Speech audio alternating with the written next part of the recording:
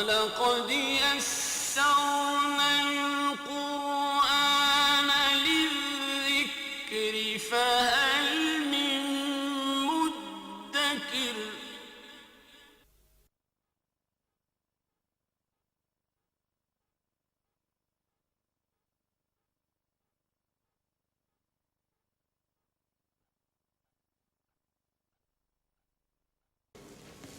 اعوذ باللہ من الشیطان الرجیم بسم اللہ الرحمن الرحیم وزکریا اذ نادى ربه رب لا تذرني فردا وانت خیر الوارثین فاستجبنا له ووهبنا له يحيى واصلحنا له زوجه انهم كانوا يسارعون في الخيرات ويدعوننا رغبا ورهبا وَكَانُوا لَنَا خَاشِعِينَ صدق اللہ العظیم رب اشرح لي صدری ويسر لي امری واحلل عقدۃ من لسانی یفقهوا قولی۔ اس رکوع میں بہت سے انبیاء کا تذکرہ ہے۔ حضرت نوح علیہ السلام سے بات شروع ہوئی، پھر حضرت سلیمان، حضرت داؤد، حضرت ایوب علیہ السلام، اور پھر ذکر آیا تھا حضرت اسماعیل، حضرت ادریس اور ذوالکفل۔ تو ذرا تیزی میں اس وقت اس کی وضاحت رہ گئی تھی کہ یہ ذوالکفل کون ہے۔ یہ معروف پیغمبروں میں سے نہیں ہے، عام طور پر جن کا ذکر قرآن مجید میں ہے اور جو جانے پہچانے ہیں۔ چنانچہ ایک رائے یہ ہے کہ بنی اسرائیل کے ایک حزقیل نبی ہیں، ان کے لیے یہ لفظ آیا ہے، اور ایک رائے منفرد ہے لیکن بڑی دلچسپ ہے، مولانا مناظر حسن گیلانی صاحب کی۔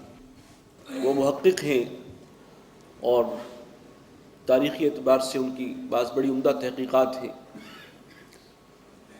ان کا کہنا یہ ہے کہ ذوالکفل سے مراد اصل میں ہے گوتم بدھ۔ اس کا ثبوت وہ یہ دیتے ہیں کہ گوتم بدھ جو ہے وہ کپل وستو کا رہنے والا تھا۔ کفل کا لفظ جو ہے پے عربی میں نہیں ہوتا، تو وہ اس کو جب ہم عربی کا لبادہ اس لفظ کو اڑھائیں گے تو وہ کفل ہی بنے گا، کاف فے اور لام۔ اور ذوالکفل جو ہے وہ کفل والا، ترجمہ اس کا یہ ہوگا۔ یہ ذو کا لفظ جو ساتھ اضافی ہے، کفل والا یعنی جو جس کا تعلق کفل سے تھا۔ تو چونکہ ان کے بارے میں ہم تعین سے نہیں کہہ سکتے، قرآن و حدیث سے معلوم ہوتا ہے کہ بہت سے انبیاء اور رسولوں کا قرآن مجید نے ذکر ہی نہیں کیا۔ تو جتنے نبی اور رسول ہمارے سامنے ہیں، جن کو ہم جانتے ہیں، ان کے علاوہ بھی بے شمار نبی اور رسول ہیں جو انسانی تاریخ میں آئے ہیں، لیکن جن کا ذکر قرآن میں نہ ہو، حدیث میں نہ ہو، ہم تعین سے نہیں کہہ سکتے کہ وہ اللہ کے نبی تھے۔ امکان ضرور ہے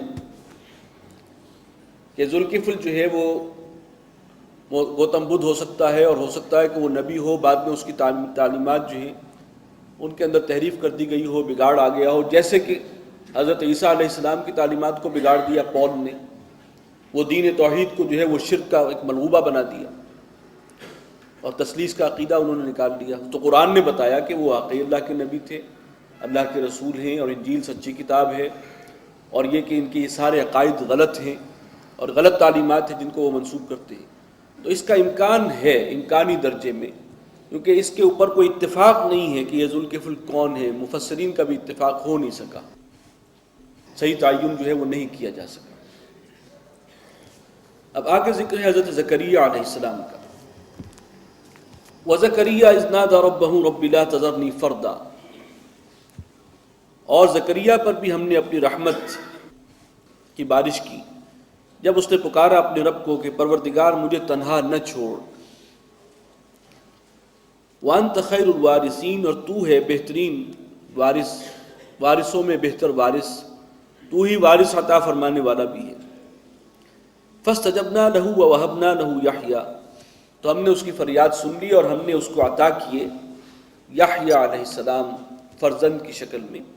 وَأَصْلَحْنَا لَهُ زَوْجَهُ، اور ہم نے اس کی بیوی کو درست کر دیا، یعنی وہ بانجھ تھی، اس کا بانجھپن ہم نے دور کر دیا۔ إِنَّهُمْ كَانُوا يُسَارِعُونَ فِي الْخَيْرَاتِ وَيَدْعُونَنَا رَغَبًا وَرَهَبًا، یہ سب لوگ وہ ہیں، ہمارے وہ بندے کہ جو نیکی کے کاموں میں ایک دوسرے سے آگے نکلتے تھے، ان کی دوڑ ہوتی تھی لیکن نیکی اور خیرات کے کاموں میں، بھلائی کے کاموں میں۔ وَيَدْعُونَنَا رَغَبًا وَرَهَبًا، اور ہمیں پکارتے تھے، یہ دو الفاظ بڑے اہم آ رہے ہیں پھر، رغبت کے ساتھ بھی اور خوف کے ساتھ بھی۔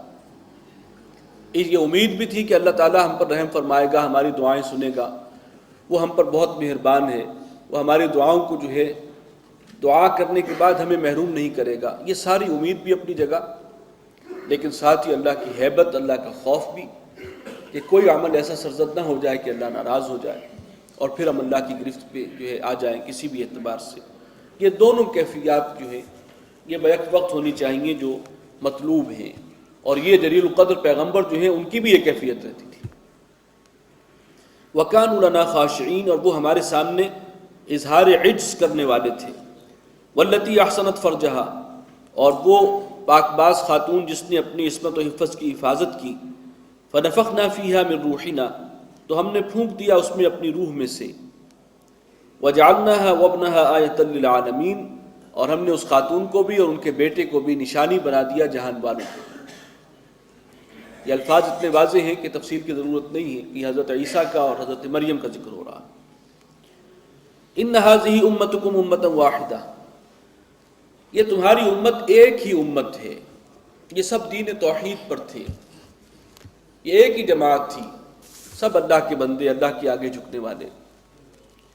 وانا ربکم فاعبدون، اور میں ہوں تم سب کا رب، بس میری ہی بندگی کرو۔